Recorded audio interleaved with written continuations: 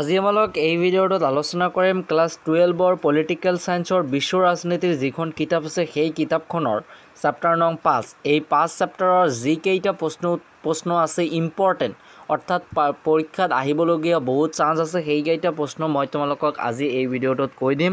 তোমালোক বেছি দেৰি নকৰি ভিডিঅ'টো আৰম্ভ কৰি আছো, তোমালোকে ভিডিঅ'টো শেষলৈকে চাবা। পাৰ্টটোৰ নাম হ'ব লাগিছে কি সাম্প্ৰদায়িক দক্ষিণ এছিয়া। তো আমালোকে একেবাৰে পইণ্টটোত যাওঁ।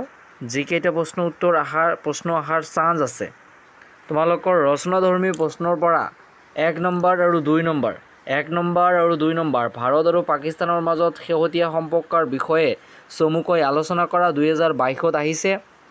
সাম্প্ৰদায়িক কালৰ পৰিপ্ৰেক্ষিত ভাৰত পাকিস্তানৰ সম্পৰ্ক পৰীক্ষা কৰা। আৰু এইখিনিতে মই তোমালোকক এটা কথা কৈ দিওঁ, মই যিবোৰ দাগাই দি আছোঁ এইবোৰৰ উত্তৰো মই তোমালোকক দিম, কিন্তু অলপমান দেৰি হ'ব পাৰে। দেৰি হ'লেও মই তোমালোকক দি দিম, ঠিক আছে? তোমালোকে চিন্তাৰ প্ৰয়োজন নাই।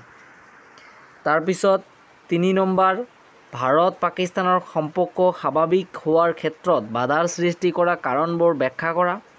তাৰপিছত 4 নম্বৰটো, তাৰপিছত 5 নম্বৰটো, তাৰপিছত 8 নম্বৰটো, তাৰপিছত 9 নম্বৰটো, তাৰপিছত 10 নম্বৰটো, তাৰপিছত 12 নম্বৰটো, তাৰপিছত 13 নম্বৰটো, তাৰপিছত 14 নম্বৰটো, তাৰপিছত 15 নম্বৰটো। 15 নম্বৰটো 100% শিয়ৰ আহিছে। তোমালোকে পৰীক্ষাৰ প্ৰশ্নত গৈ চাবা, আহিছে মানে আহিছে।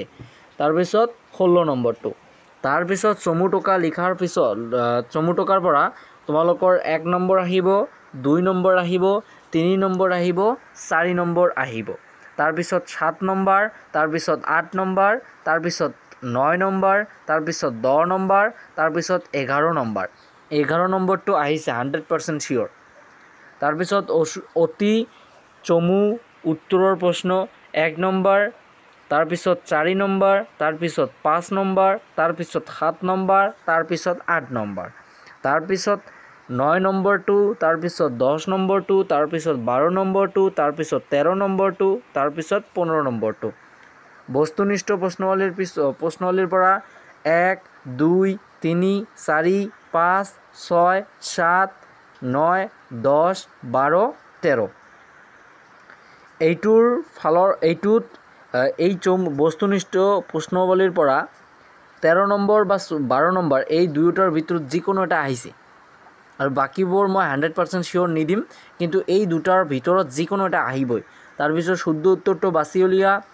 এইটোৰ 1 নম্বৰৰ এনচাৰ হ'ব পাকিস্তান, 2 নম্বৰৰ এনচাৰ হ'ব ৰাছিয়া, 3 নম্বৰৰ এনচাৰ হ'ব 1971, 4 নম্বৰৰ এনচাৰ হ'ব 1972, 5 নম্বৰৰ এনচাৰ হ'ব সাৰ্ক, 6 নম্বৰৰ এনচাৰ হ'ব 1885, 7 নম্বৰৰ এনচাৰ হ'ব 1947, 8 নম্বৰৰ এনচাৰ হ'ব 1987 অৰ্থাৎ 1987।